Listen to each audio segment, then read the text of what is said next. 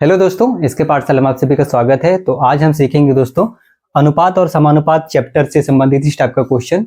ये देखने में तो बहुत छोटा है लेकिन एग्जाम के दृष्टि से बहुत ही इंपॉर्टेंट होने वाला है। तो वीडियो में अंत तक बने रहें क्योंकि मैं बहुत ही आसान तरीके से आपको समझाने की कोशिश करूंगा ताकि पूरा क्लियर हो जाए।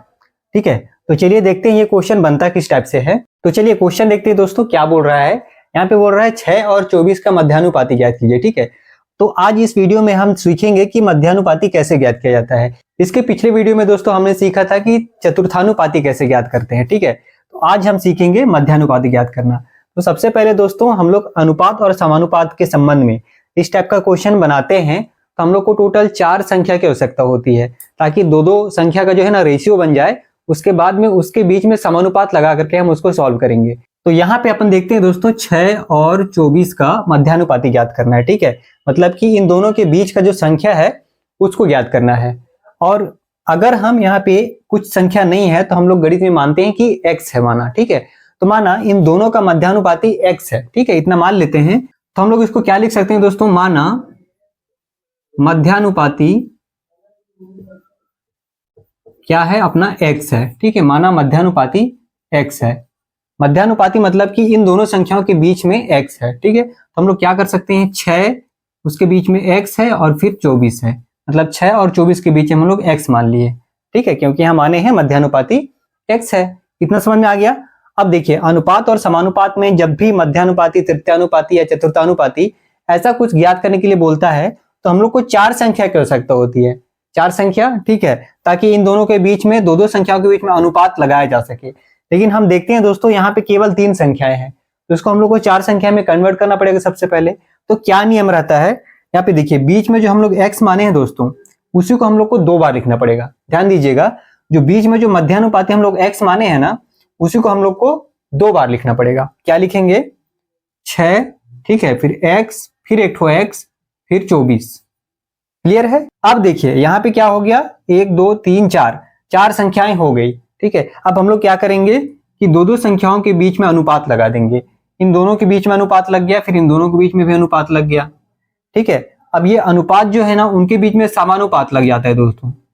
अब ध्यान दीजिएगा दोस्तों, ये जो चिन्ह है ना ये होता है अनुपात का। ठीक है, जब 2 बिंदु रहेगा तो उसको अनुपात बोलते हैं, और अगर 4 बिंदु रहता है इस टाइप का तो इसको बोलते हैं समानुपात। और इसमें क्या होता है, अगर इसी को हम लोग कन्वर्ट करते हैं तो अनुपात का मतलब हो जाता है भाग। ठीक है, अनुपात का मतलब भाग हो जाता है और समानुपात का मतलब हो जाता है दोस्तों बराबर। क्लियर है, बराबर हो जाता है।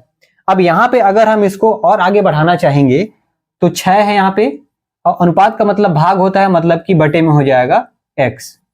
ठीक है, इतना हो गया क्लियर। अब समानुपात का मतलब होता है बराबर, तो हम लोग यहाँ पे बराबर कर देंगे। उसके बाद में x अनुपात 24 है तो x ऐसे उतर जाएगा दोस्तों। अनुपात का मतलब होता है भाग, मतलब कि बटे, और 24 आ जाएगा नीचे। x अनुपात 24 तो x बटे 24 ऐसे करके लिख दिए। इतना क्लियर हो गया। अब हम देखते हैं कि 6 बटे x बराबर x बटे 24, इतना हो गया हम लोग का। अब कभी भी अगर देखेंगे गणित में तो लेफ्ट साइड में भी भिन्न है और राइट साइड में भी भिन्न है। उनके बीच में अगर बराबर है तो हम लोग इसको तिर्यक गुणा कर सकते हैं। ठीक है, इस टाइप का अगर आपको दिखे कहीं भी गणित में तो यहाँ पे तिर्यक गुणा होता है। तो क्या करेंगे, इसका गुणा इसके साथ होगा और इसका गुणा इसके साथ होगा। चलिए इधर देख लेते हैं थोड़ा सा। तो अगर हम x का गुणा x के साथ करते हैं तो क्या हो जाएगा, x का स्क्वायर हो जाएगा। ठीक है, यहाँ पे ध्यान दीजिएगा दोस्तों, अगर x का गुणा x के साथ होता है तो x की घात 2 हो जाती है। ठीक है, x का स्क्वायर हो जाता है। और अगर x को x से जोड़ा जाता है तो यहाँ पे 2x हो जाता है। ध्यान दीजिएगा। ठीक है, कभी कभी क्या होता है ना, बच्चे इसमें कंफ्यूजन होते हैं। तो यहाँ पे क्लियर हो गया, x का गुणा अगर x से होता है तो x स्क्वायर हो जाता है, और अगर x का जोड़ x से करते हैं तो 2x हो जाता है। ठीक है, तो हम लोग यहाँ कर रहे हैं x का गुणा x से, तो x गुणी x को क्या हो जाएगा, x स्क्वायर हो जाएगा। बीच में बराबर है तो अपन बराबर कर देते हैं। अब यहाँ पे देखिए 6 का गुणा 24 से करेंगे तो कितना हो जाएगा दोस्तों, यहाँ पे 6 चौक 24 का 4, हाथ में 2 हो जाएगा, 6 दूनी 12 और 2 14, 144 हो जाएगा।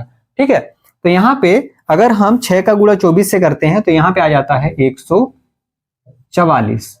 क्लियर है। अब हमको x का वैल्यू निकालना है क्योंकि हम लोग मध्यानुपाती x माने हैं।